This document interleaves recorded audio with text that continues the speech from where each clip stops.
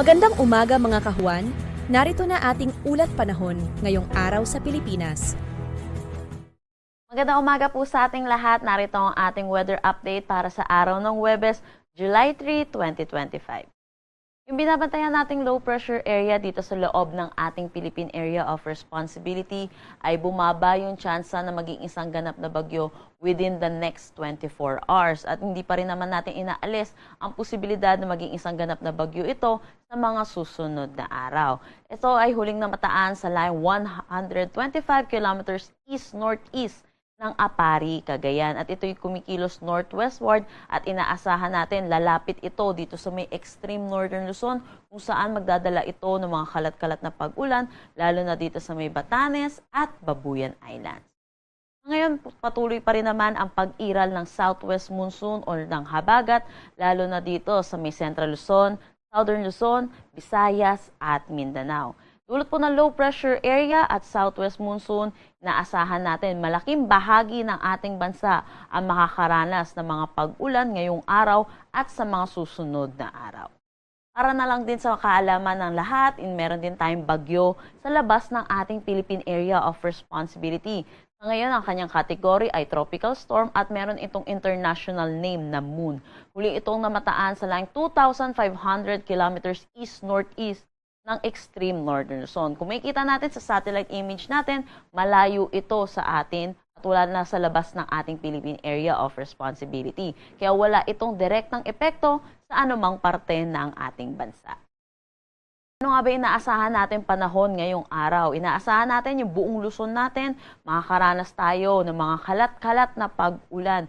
Inaasahan natin dulot ng low pressure area, makulimlim na panahon na may mataas na tsansa ng mga pag-ulan ang mararanasan dito sa may Cagayan Valley, Cordillera Administrative Region, Ilocos Region, pati na rin dito sa may Aurora. Asahan naman natin ang pabugso-bugsong pag-ulan dulot ng southwest monsoon or habagat dito sa may Pangasinan, Zambales, Bataan, Metro Manila, pati na rin sa Cavite, Batangas at Occidental Mindoro. Agwat ng temperatura for Metro Manila 24 to 29 degrees Celsius. Sa Lawag at Tuguegarao, asahan natin ang 25 to 29 degrees Celsius. For Baguio, 16 to 22 degrees Celsius. Tagaytay, 23 to 29 degrees Celsius. At Legazpi, 25 to 30 degrees Celsius. Para naman dito sa may Palawan, pati na rin sa Western Visayas, asahan din natin yung makulimlim na panahon na may mataas na tsansa ng mga kalat-kalat na pag-ulan, dulot pa rin ito ng habagat. Pero para sa nalalabing bahagi ng Visayas at buong Mindanao, magiging maaliwalas naman ang kanilang panahon, pero asahan din natin yung mataas na tsansa ng mga panandaliang bugso ng pag-ulan, lalo na sa hapon at sa gabi, dulot pa rin ito ng habagat. Agwat ng temperatura for Calayan Islands at Puerto Princesa, 25 to 31 degrees Celsius.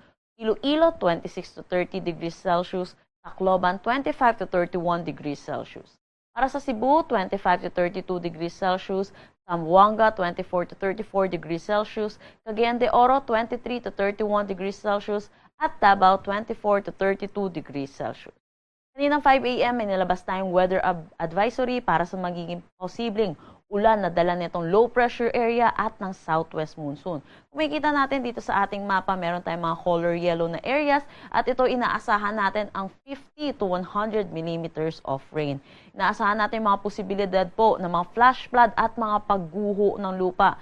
Kaya pinapaalalahanan po natin ang mga kababayan natin na mag-ingat at tumutok lagi sa updates ng Pag-asa para dito sa mga ulan na dala ng low pressure area at ng southwest monsoon. Para bukas, nakikita natin may color orange na tayo sa ating mapa, which is dito sa may Pangasinan, Bataan, Zambales at Occidental Mindoro. Meaning po nito, inaasahan natin ang 100 to 200 millimeters of rain.